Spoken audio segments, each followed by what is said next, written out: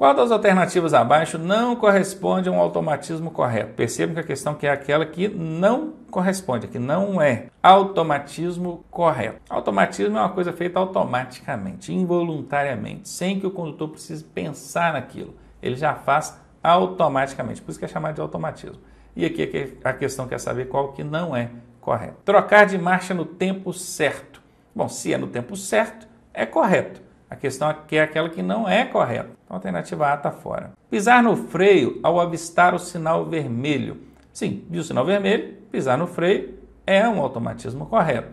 A alternativa B está fora. Colocar o veículo em ponto morto ao iniciar uma parada. Olha, o ponto morto é o desengrenar, colocar o carro sem marcha nenhuma engrenada, deixar ele livre. Isso não é bom, isso não é correto. Como a questão está pedindo aquela que não é correta, certamente será essa a resposta. Vamos analisar a última. Diminuir a velocidade dos cruzamentos. Isso é bom, isso é correto.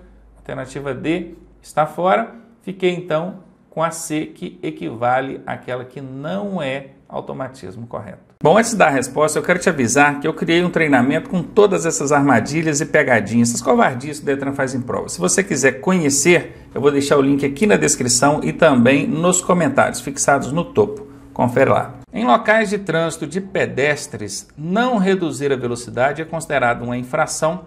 Olha, quando fala trânsito de pedestres, sempre vai existir trânsito de pedestre ali nas vias públicas, né? Aqui eu imagino que o examinador quis colocar em locais de aglomeração de pedestres. Se você procurar no Código de Trânsito Brasileiro, você vai encontrar essa infração e ela está relacionada à aglomeração. Muitos pedestres, muita gente transitando a pé ali. Então, se você deixar de diminuir a velocidade nesses locais, você estará cometendo uma infração que é o tipo da questão difícil, porque ela envolve 100% decoreba. Algum julgamento que você pode fazer aqui está relacionado ao risco proporcionado.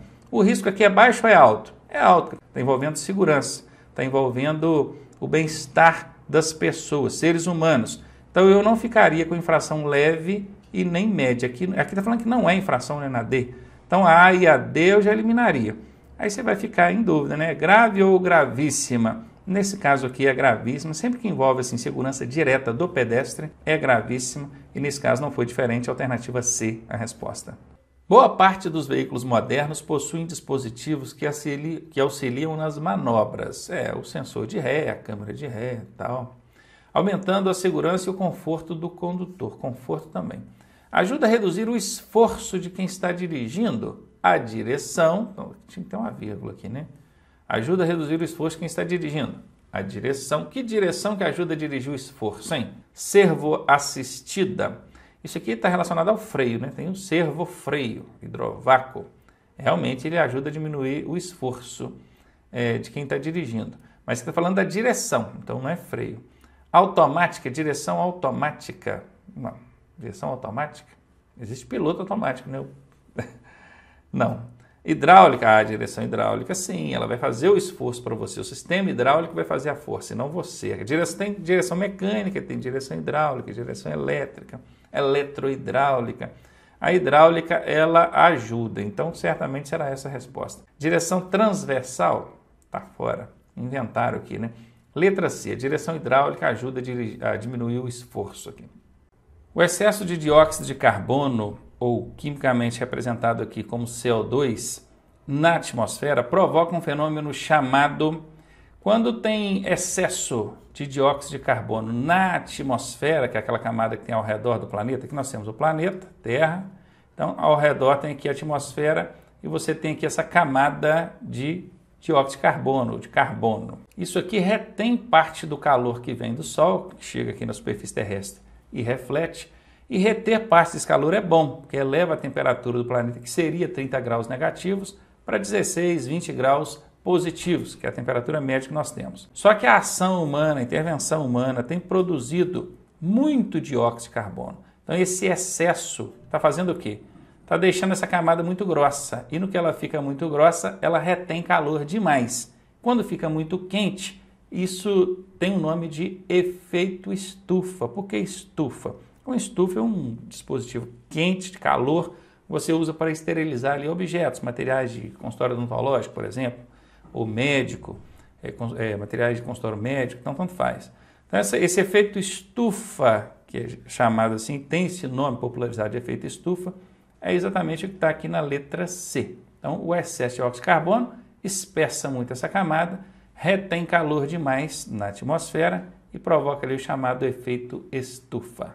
Segundo a classificação do Código de Trânsito Brasileiro, uma via destinada ao acesso em áreas restritas é chamada de... Olha, dentro das vias urbanas nós temos vias de trânsito rápido, nós temos vias arteriais, nós temos vias coletoras e nós temos vias locais. A via local é de área restrita, essa aqui, restrita, justamente o que a questão está pedindo. Qual é a resposta?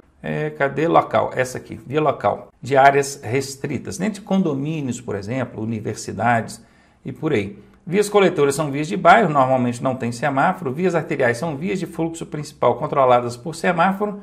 E vias de trânsito rápido são vias de fluxo principal que não tem semáforo, não tem interrupção no seu fluxo.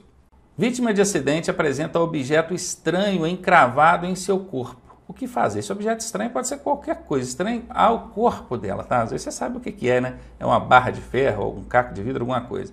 Então esse objeto estranho é estranho ao organismo dela, para o organismo dela. Está encravado lá, o que você deve fazer? Retirar imediatamente o objeto? Absolutamente não. Você não vai retirar objeto encravado na pessoa. E esse imediatamente aqui é o grande tchan. É o imediatismo, é o agir imediatamente, já, rápido, sem pensar, sem analisar o risco, as circunstâncias. Isso quase sempre não é recomendado. Então, a alternativa A está fora. Verificar a respiração? Beleza. Não tentar remover o objeto? Ótimo. Aguardar o resgate? Tranquilo. Não vi nenhum problema nessa alternativa B, pode ser ela a resposta. Retirar o objeto? Já dissemos que não retirar. De novo, retirar o objeto? Também não. Tome cuidado que o examinador, na hora de elaborar a questão, ele costuma querer justificar o erro para te convencer. Quer ver? Ó? Retirar o objeto estranho se ele estiver causando dor. Então, quer dizer, está causando dor na vítima, coitado. Retira o objeto ali. Aí, nesse caso, pode. Cuidado. Eles costumam usar muito essa armadilha, esse artifício. Eles justificam, eles tentam justificar uma ação errada para te convencer. Não retirar, tá? Nem D e nem C. A resposta aqui é B de bola. De acordo com o CONTRAN é o Conselho Nacional de Trânsito, né? Órgão máximo normativo, consultivo e coordenador do Sistema Nacional. O candidato que requereu, ou seja, pediu a abertura do processo de habilitação, terá qual prazo para a conclusão desse processo, hein? Você que tem processo de habilitação, começou o seu processo de habilitação, então a contar do dia ali do registro seu lá na base nacional, na BINCO, você tem um prazo ali para concluir o processo. Se não concluir, tem que voltar lá na estaca zero. Que prazo é esse? 2 meses? Não, não é 2 meses não. 2 anos? Quem dera, né? O ideal é que ele fosse 2 anos, seria um prazo bom aí, mas não é não. 12 meses? Essa é a resposta. A letra C, questãozinha fácil e obviamente você sabe dessa.